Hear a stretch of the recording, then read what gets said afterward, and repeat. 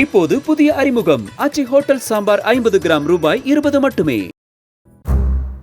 அயனாவரத்தைச் சேர்ந்த இளம் பெண் தனியார் கல்லூரி ஒன்றில் இளநிலை 3ஆம் ஆண்டு பயின்று வருகிறார். 40% மனநலம் பாதிக்கப்பட்ட அந்த பெண்ணை சக தோழி ஒருவர் தனது நண்பர்களுக்கு இரையாக்கிய விவகாரம் அதிர்ச்சியை ஏற்படுத்தியது. முதல் தடவை கட்டாயப்படுத்தி அத்துமீறிய இளைஞர்கள் அதனை வீடியோவாக பதிவு செய்து மிரட்டி 1 வருடமாக பாலியல் வன்கொடுமை செய்து வந்ததாக தெரிகிறது. இதனிடையே விவரத்தை அறிந்த பெண்ணின் பெற்றோர் கடந்த மாதம் 6ஆம் தேதியே அயனாவரம் அனைத்து மகளிர் காவல் நிலையத்தில் ஆய்வாளர் மணிமேகலையிடம் புகார் அளித்ததாக கூறப்படுகிறது. அதோடு பெண் விவகாரம் என்பதால் சம்பந்தப்பட்ட நரேஷ், சுரேஷ், கவி, ரோஷன், கார்த்திக், மணி, பாண்டியன் மற்றும் தனது பெண்ணின் தோழி ஆகிய 8 பேரை அழைத்து குறைந்தபட்சம் எச்சரித்தாவது அனுப்ப வேண்டும் என ஆய்வாளரிடம் பெற்றோர் கேட்டுக்கொண்டதாக தெரிகிறது.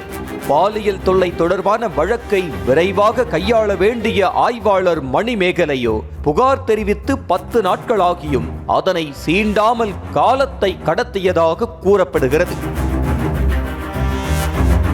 புகார் அளித்த பெற்றோர் நாள் தவறாமல் ஆய்வாளர் மணிமேகலையை தொடர்பு கொண்டு கேட்ட போதும் ஏதாவது ஒரு சாக்கு போக்கை சொல்லி அவர்களது அழைப்பை துண்டிப்பதிலேயே குறிக்கோளாக இருந்ததாக சொல்லப்படுகிறது. வேறு வழியின்றி கூட்டு பாலியல் வன்கொடுமைக்கு துணை போன தோழியை மட்டும் போலீசார் அழைத்து பேசி எச்சரித்துள்ளனர். அதோடு பாதிக்கப்பட்ட மாணவியின் பெற்றோரையும் வரவழைத்த போலீசார் தாங்கள் விசாரணை நடத்தி நடவடிக்கை எடுத்ததாக எழுதி வாங்கிக் கொண்டு CSR தராமல் அனுப்பி வைத்ததாக கூறப்படுகிறது.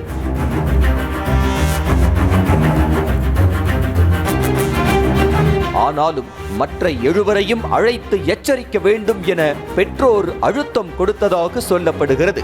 இதனிடையே பாதிக்கப்பட்ட மாணவியின் செல்போனில் இருந்த புகைப்படம் மற்றும் வீடியோ ஆதாரங்களை மாணவியே அழித்து விட்டதாகவும் மாணவிக்கு நன்கு தெரிந்துதான் இந்த விவகாரம் நடந்ததாகவும் போலீசார் அபாண்டமாக பழி சுமத்தியதாகவும் பெற்றோர் தரப்பினர் குற்றம் சாட்டியுள்ளனர்.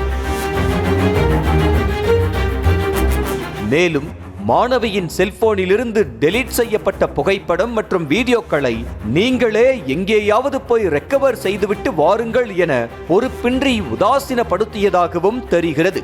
அது மட்டுமின்றி குற்றம் சாட்டப்பட்ட 7 பேரில் 2 பேரின் செல்போன் டவரை ஆய்வு செய்த போது பாலியல் வன்கொடுமை நடந்ததாக சொல்லப்படும் லாட்ஜ் அமைந்திருக்கும் பகுதிக்கு அவர்கள் செல்லவே இல்லை என காட்டுவதாகவும் போலீசார் தெரிவித்ததாகவும் கூறப்படுகிறது. குற்றம் சாட்டப்பட்டவர்களுக்கு எதிரான ஆதாரங்களை சேகரிப்பதில் ஆர்வம் காட்டாத ஆய்வாளர் மணிமேகலை பாதிக்கப்பட்டவர்களை பிரச்சனையிலிருந்து பின்வாங்கிச் செல்ல வைப்பதிலேயே குறியாக இருந்ததாக சொல்லப்படுகிறது.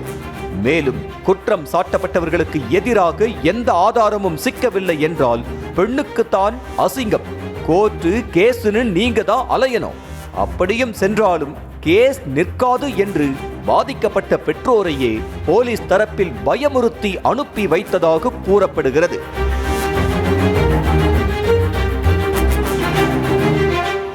இந்த நிலையில் தனது மகளுக்கு நடந்தது பாலியல் சீண்டல் அல்ல, கூட்டு பாலியல் வன்கொடுமை என அறிந்து கொண்ட தந்தை உறவினர் ஒருவர் மூலம் வழக்கை தீவிரப்படுத்த முயன்றதாக தெரிகிறது.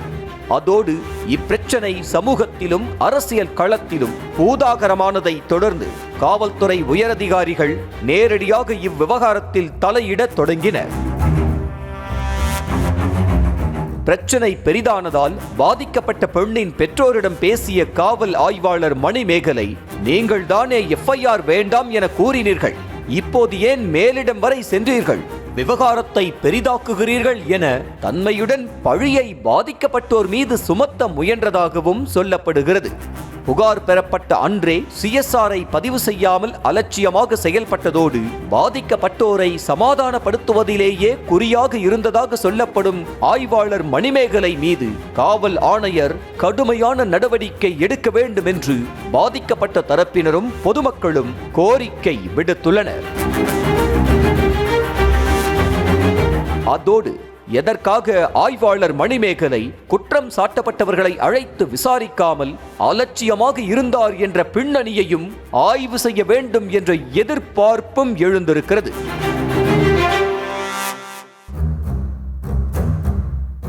இதற்கிடையே பாதிக்கப்பட்ட மாணவியின் பெற்றோர் அளித்த புகாரின் பேரில் எழும்பூர் அனைத்து மகளிர் காவல் நிலையத்தில் 9 பிரிவுகளின் கீழ் வழக்கு பதிவு செய்யப்பட்டு போலீசார் விசாரணை மேற்கொண்டனர். இந்த வழக்கில் தொடர்புடைய திருவள்ளூரைச் சேர்ந்த கல்லூரி மாணவர் சுரேஷ் என்பவரையும் நரேஷ் என்ற பள்ளி மாணவரையும் போலீசார் கைது செய்து சிறையில் அடைத்துள்ளனர்.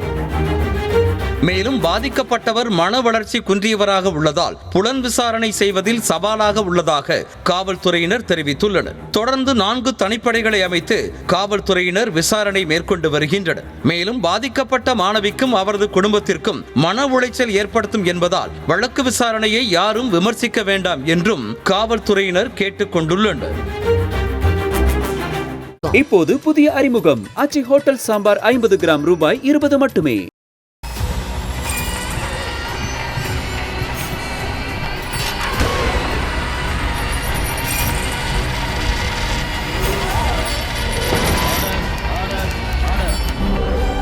நிகழ்தகவு குற்றங்களின் மறுபரிமாணம்.